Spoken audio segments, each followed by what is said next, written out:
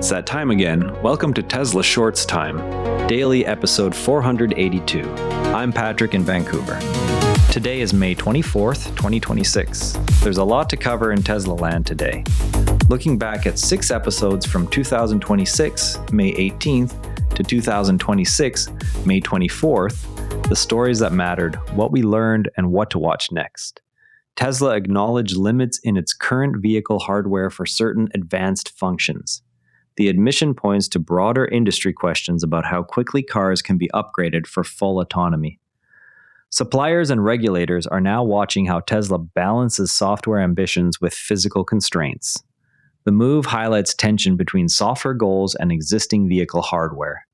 Questions now turn to upgrade timelines across the supply chain and regulatory landscape.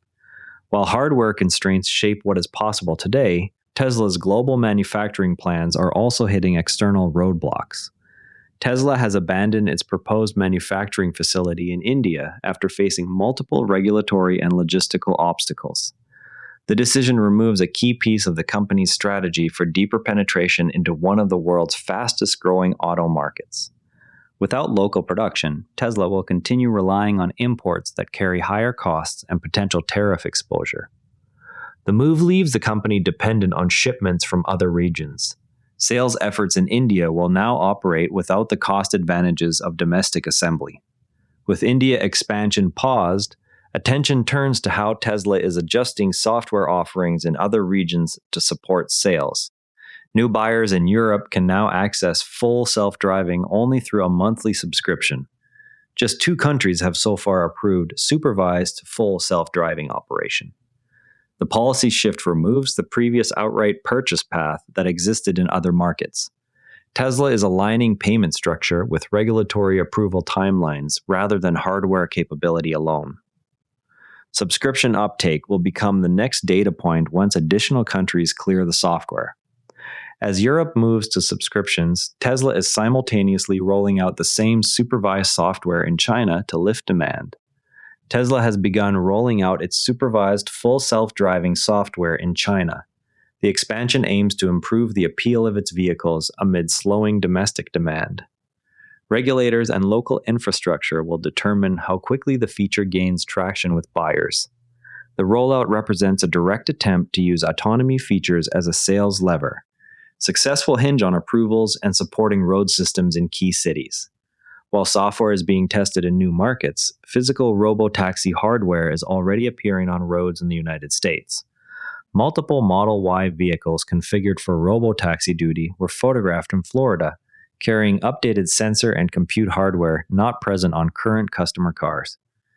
The sightings indicate Tesla is already running supervised autonomy fleets on production-like vehicles ahead of wider deployment. Observers noted differences in camera placement and roofline hardware consistent with next-generation hardware revisions.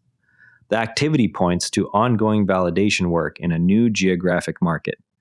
Testing indicates Tesla is validating autonomy fleets in additional regions. Hardware progress for robotaxis contrasts with a more immediate operational issue at home. The recall targets vehicles that may lack a required certification sticker on the driver's side door. Tesla identified the issue through internal checks and will remedy affected units at service centers. The scope remains narrow compared with earlier camera-related recalls, but still requires owner notification. 14,575 Model Y SUVs are involved. Fixes will be handled through standard service channels without broader production changes. While recalls are handled through normal service channels, some owners are testing advertised features in less conventional ways. A driver took a Cybertruck into Grapevine Lake specifically to test the wade mode feature and ended up facing charges for violating water safety rules. The incident shows how owners are pushing the truck's advertised capabilities in real conditions. It also raises questions about how Tesla communicates limits for off-road and water features. The driver entered the water deliberately to evaluate the capability. Charges followed after the vehicle violated established safety boundaries. Real-world owner behavior sits alongside more measured product updates, such as refreshed Model S and X variants.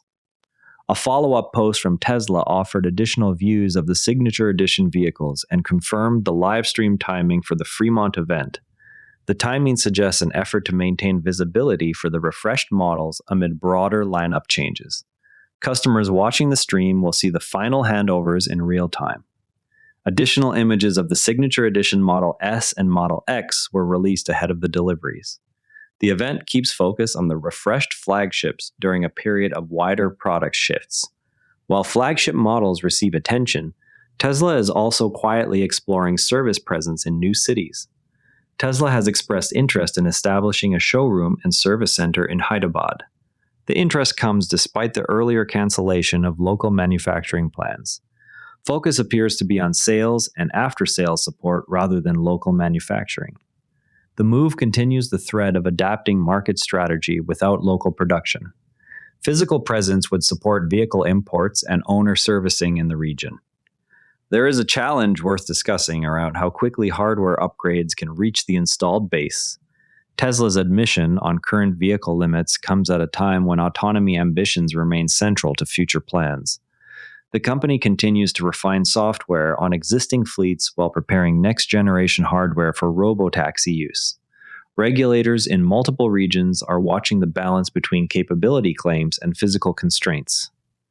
This week showed that software expansion in China and Europe is moving ahead even as hardware questions persist. Tomorrow, we'll be watching for further details on the Fremont delivery event and any updates from the Hyderabad site interest. That's your Tesla news for today.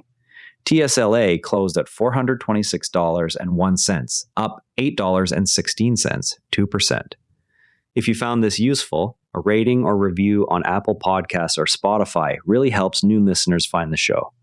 You can also find us on X at Tesla Shorts Time. I'm Patrick in Vancouver. Thanks for listening, and I'll see you tomorrow. This episode used AI voice synthesis of my voice. Editorial selection and analysis are my own.